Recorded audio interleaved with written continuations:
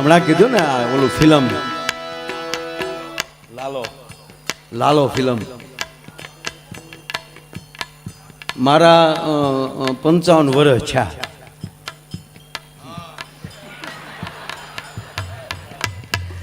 એ વેનકે જોયા તે હવે તમે બધા ઘરના જ બેઠા છો ને મારે તમારે પછી આ જાતિ જિંદગી હવે હું ખોટું આમ રાખવું આવ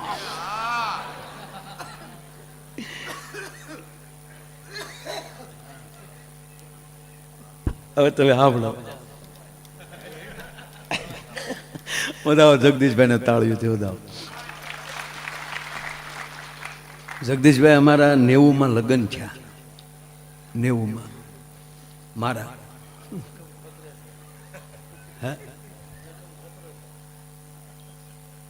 90માં લગ્ન થયા.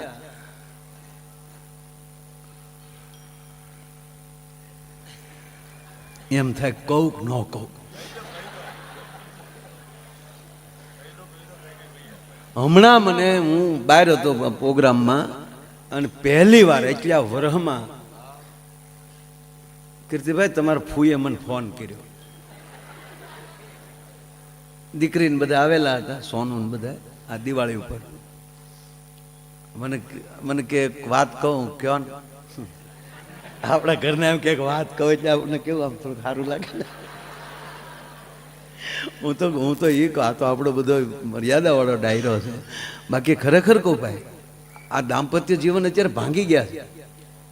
હા સંબંધ નો હજી સંબંધ થયો હોય ને લગ્ન ન થયા હોય એ પેલા જે બે વાતો કરતા હોય ફોનમાં એ કોક દે આડા કાને હા પડજો આમ હાલો આ ઘૂઘું બોલવા મારો દીકરો વાયડ આડો વયો ગયો ને ઘૂઘું બોલવા.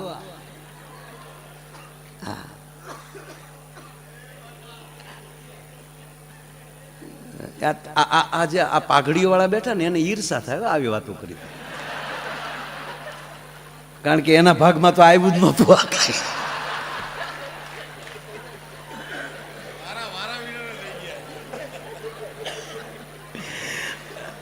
નહોતું જોવા જવાનું છું. વડીલોએ જે સંબંધ કર્યા એ ફાઇનલી તો ઘરે આવીને ઘૂંઘટ ખોલ્યા ત્યારે ખબર પડી કે આ આપણા ભાઈ બોલો રાણી બાદશાહ જે હોય.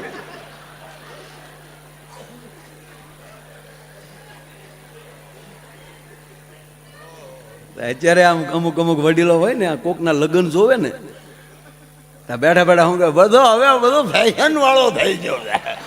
ઈર્ષા કરે કારણ કે એને તો આવું ભાગમાં આવ્યું જ નહીં. કારણ કે અત્યારે કેવા લગ્ન થાય રાજા મહારાજાઓ પાસે બગ્યું નચ્યું આવ્યું બગ્યું જગદીશભાઈ ભાડે મળે. હે કેવા ડેકોરેશન ખાલી માથેલી રાત જાય ત્યાં તો એવો ગઢ ઊભો થઈ જાય. હે અને પીરહવા વાળા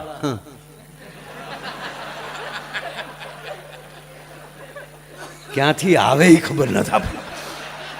ડાયાબિટીસ હોય એ 10 ઢેફલા ખાઈ જાય. લાઈવ લાઈવ ગગી તને ના પડા હે ગોટો વળી જાય પીરહીને વહી જાય.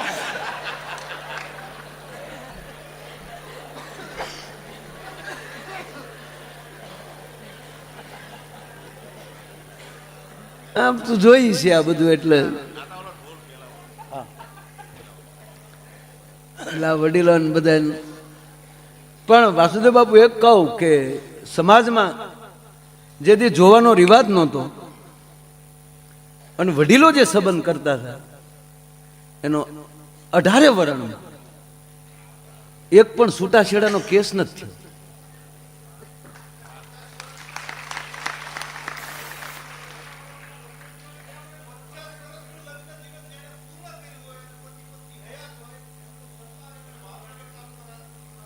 વાહ વાહ વાહ વાહ. એ તો 50 વર્ષ પહેલાથી પ્રોગ્રામ હતો જ નહીં. બ્યુટી પાર્લર જ્યારથી આવ્યું ત્યારથી જોવાનું ચાલુ થયું છે. વાસુદેવભાઈ અમારા ભાવનગર જિલ્લા ગોહિલવાડ ક્ષત્રિય સમાજના પ્રમુખ છે પોતે. અને એણે ભાવનગર જિલ્લામાં એવો કાર્યક્રમ રાખ્યો કે 50 વર્ષ જેના દાંપત્ય જીવનના પૂરા થયા હોય એ દંપતીનું સન્માન કરવું છે. એટલે બહુ સારી વાત. પેલાના લગ્ન તો લગ્ન હતા મારા. મેં બળદગાડામાં બેસીને જાણ કરી છે બાબુ કે અમારા કે ને એકવાર તાળ્યું થયું તો કે એવા માણસ છો કે ગોહિલ અમારું ભાવનગર વર્તેજ એ કોંગ્રેસમાંથી વિધાનસભા લડ્યા બરોબર અને એ માણસે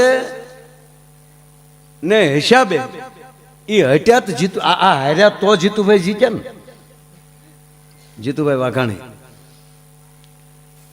પાછા અમે ડાયરો જીતુભાઈ નો કરવા જઈને સવારે નાસ્તો આનો કરીએ પાછા જીતુભાઈ અહીંયા નાસ્તો કરવા આવે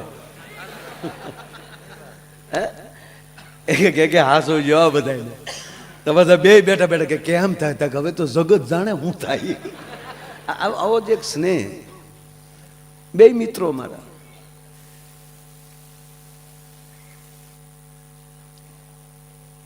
જોવાની વાત આવી ને એટલે મને સારું વાત થાય એક છોકરો જોવા ગયો કીર્તિભાઈ હવે તો જોઈને થાય ને તો ગામડામાં હવે ચાલુ થયું તો છોકરીને બાપાએ કીધું જો દીકરી રૂમમાં બેઠી જા બેટા ઘૂ ગયો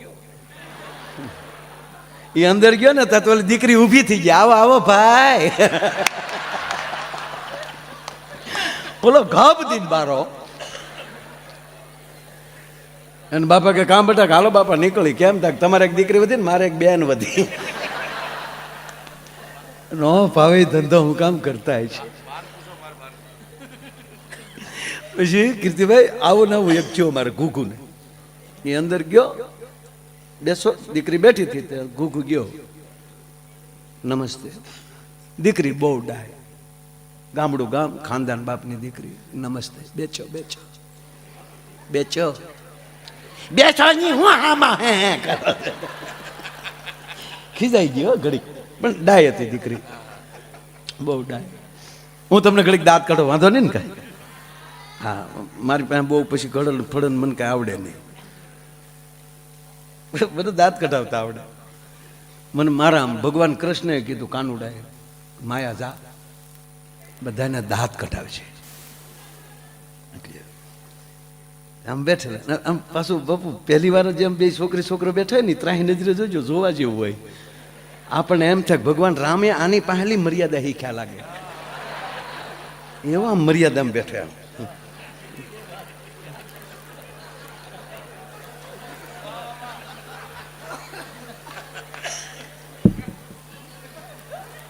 હામે તે હામે આમ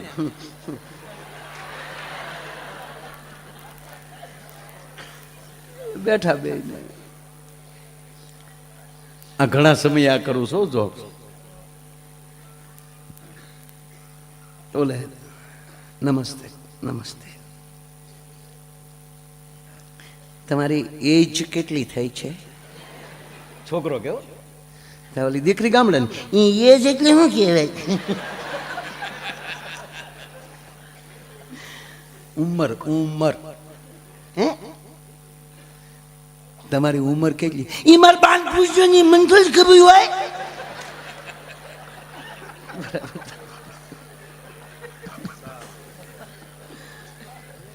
ચરચ ચારું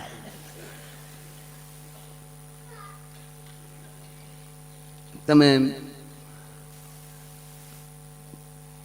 તમારું સ્ટડી એ નવું ક્યાંથી આવ્યું અભ્યાસ અભ્યાસ તમે કેટલું ભણ્યા ઈમાન બાન પૂછ્યું ને આપણે તો 5 ની કાગળ જઈ જતા હોઈએ ઈમાન બાન પૂછ્યું તાકે બધું બાને પૂછો ને એમ તે ઘરમાં મોટા તો ઈ છે તે આપણે એને કહીને બીજું કોણ કેવું તમારી બાનું કહેવાય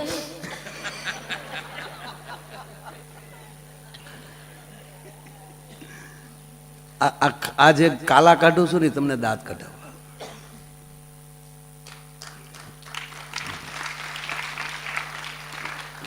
55 થયા પણ અમને હરખ છે ઘડીક તમને કારણ કે એવા પવિત્ર વક્તા પણ મળ્યા છે દિવસે ભાગવતમાં તમે આનંદ કરતા હશો આટલી ભજનો પણ એવા સંભળાણા ગીતો પણ એવા સંભળાણા અને એ કરતાંય તમને હાવ સાચું કહું કે આ ભૂમિમાં કાંઈ ન કરો આની માટીને અડીને બેઠા રહ્યો ને તોય લાલ બાપુ આ જગતનું કલ્યાણ કરી નાખશે આ મહાપુરુષ એવા જે મળ્યા છે સાહેબ એ નોખી વાત છે એટલે હું તમને પછી ઓલો બેઠો પછી કીર્તિભાઈ ધીરે દિન પૂછ્યું દીકરીને, મેં પાછા તાજા સુધરે હોય ને એ ચકલીને ચો બહુ બોલે, લચોય ફાવે છે રચોય? હવે દીકરીઓને પૂછાય રસોઈ ફાવે એમ? છોકરાને પૂછાય ગાળ્યો આવડે એમ? દીકરી કે લે રસોઈ તો આવડે ને. તવળો કે ચૂચું ફાવે છે? દાળ ભાત, રોટલી, શાક, રોટલા, લાપસી. આમ તો રોટલાનું લાપસીનું કહી દે ને પછી માણાના પેટના હોય તો આગળ ન પૂછાય. દરેક રસોઈ તમે ચોપડીમાં વાંચીને શીખી શકો, ટીવીમાં જોઈને શીખી શકો, પણ એક રોટલો ને બીજી લાપસી એ છે કે તો જેની જનેતાને આવડતું હોય એની જ દીકરીને આવડે. સાહેબ આ સંસ્કાર છે.